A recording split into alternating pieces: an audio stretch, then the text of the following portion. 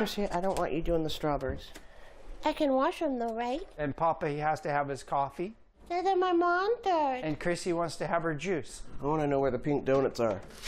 Breakfast time is a busy time at the Patillo home. The only place busier than the kitchen is Christine Patillo's mind. I'm just extra special. Tristan, you are extra special. I love you. I love you. But they love me. What do we have going? Cindy was just out. Christine has 6 other personalities called alters Hi, my Aunt Tammy. living inside her head. You don't like blueberries in your pancakes either, do you? I don't actually mind them. She despises fruit. All distinct and different, all with their own voice. I can hear them if I'm paying attention. They can look out through my eyes, and they can see what's ever in my peripheral. Dada, one more. Sure. Can I out? That is 2-year-old Cindy. The rest of the gang, as they're called, will introduce themselves. I'm Christine. I'm Chrissy. I'm Tristan, the lone male. I'm she. I am Q. I do all the beads.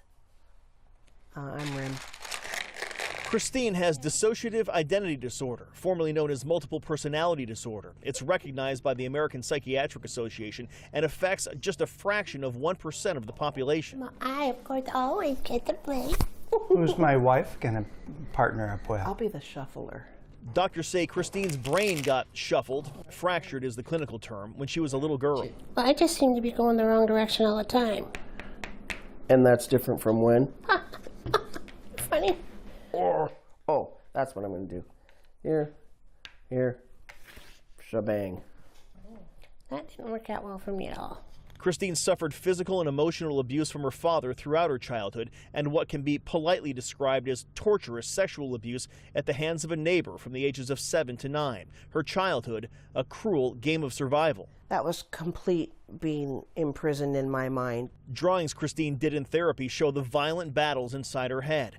Doctors say when the brain can't handle any more abuse, it fractures into different personalities, and each one often serves a purpose. Instead of Christine suffering the sexual abuse, Rim, a tough tomboy, would appear and absorb the shame. The alter She, a gruff 30-year-old lesbian, would come out and take on the abuse from Christine's father. There's a little bit of a triangle scar from a tip of an iron. But as Christine got older, the personalities that once protected her turned. Rim led Christine to the dangerous world of drugs and promiscuity. Christine waking in places with people she didn't remember. Alter She was the worst abuser. And we have a scar on in our hairline from when she smashed a picture frame. She used to smash pots and pans on us, and we'd have really big gnarly bruises and burns. Burning was a big thing. It went on for years. It's so frightening to feel like you don't have access to your mind or can keep control, or that people think that you're a freak or that something's going on. It's been a trying 26 years of marriage, to say the least, for Christopher. The couple never had children because between Christopher, Christine, and her 6 other personalities, 8 was enough. He's been husband, father, friend, and enemy, often all within the same 60-second span. The diagnosis 10 years ago answered a lot of questions for him. One question, however, never needed answering. Why did you stay? This is my life, and this is my wife, and it's a beautiful thing, and I love being on the journey with her. Whoop, whoop, whoop, whoop. Come on, Dixie girl. Let's go for a walk, Dixie. Come on. After 2 decades of therapy, Christine has come to control the people living in her head. But all is well. It is. The abuse from her other personalities has stopped, and Christine lives a relatively routine life. In fact, the alters are actually helping her to better integrate into society.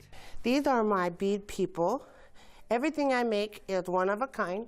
This is Q, who has started her own small business selling beaded jewelry. Christine watches Q do this from inside her own head and feels inspired to do more in public herself. For Q, it's more about changing others, not the 6 alters. Different is uncomfortable for a lot of people, and we're just trying to make our different not be so spooky or so confusing to people. One major step in that direction, the book Christine has written about her experience. One face with 7 voices, hoping to bring understanding and acceptance to a disorder so hard to comprehend.